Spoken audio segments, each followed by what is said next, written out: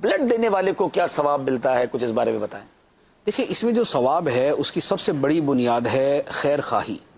اور دوسروں کو نفع پہنچانا، ٹھیک۔ اور حدیث مبارک ہے خیر الناس من ينفع الناس،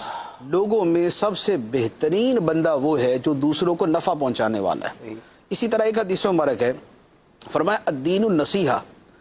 دین تو ہے ہی خیر خواہی کا نام، بھلا کرنے کا نام، اور اس میں تیسری شے بیان فرمائی ہے عامت المسلمین کا بھلا کرنے کا نام، کہ عام مسلمانوں کا آدمی بھلا کرے، ان کو فائدہ پہنچائے۔ تیسری حدیث مبارک میں فرمایا گیا،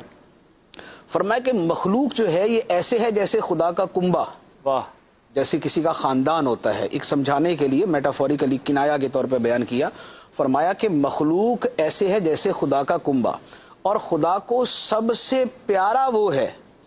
جو اس کے کنبے کے ساتھ زیادہ اچھا سلوک کرنے والا ہے، جو اس کے کنبے کو نفع پہنچانے والا ہے۔ اچھا، اسی طریقے سے چوتھی حدیث مبارک ہے، نبی پاک صلی اللہ تعالی علیہ وسلم نے فرمایا کہ جو کسی مسلمان کی ایک چھوٹی تکلیف کو دور کر دے،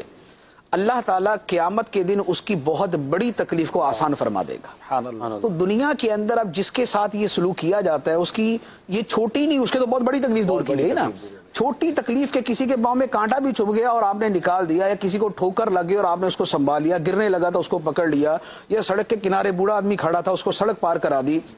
چھوٹا موٹا کسی کا سودا لا کے دے دیا، کچھ کام کر دیا، جو کسی کا چھوٹا سا کام بھی کرے گا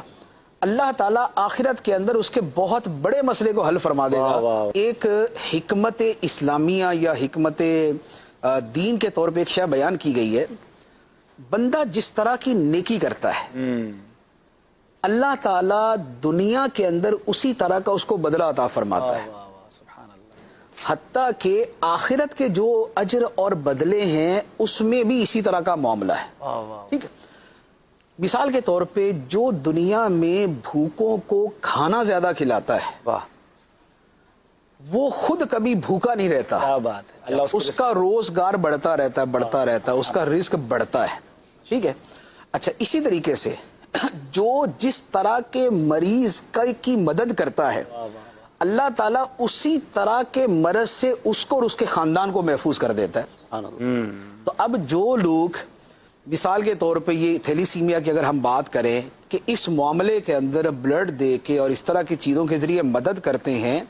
تو اللہ تعالیٰ اس کے خاندان کے اندر اس طرح کا مرض نہیں پیدا فرماتا۔ اللہ تعالیٰ کو یہ ہماری مجلس کو بھی برکت ملے گی نا، جنہوں نے بلڈ دیا اور جنہوں نے کوششیں کی، ماشاءاللہ وہ نا من دل علی خیر کا فاعل ہی، ماشاءاللہ کیسی پیاری بات کی کہ پورے خاندان سے اللہ نے چاہا یہ بیماری دور ہوگی۔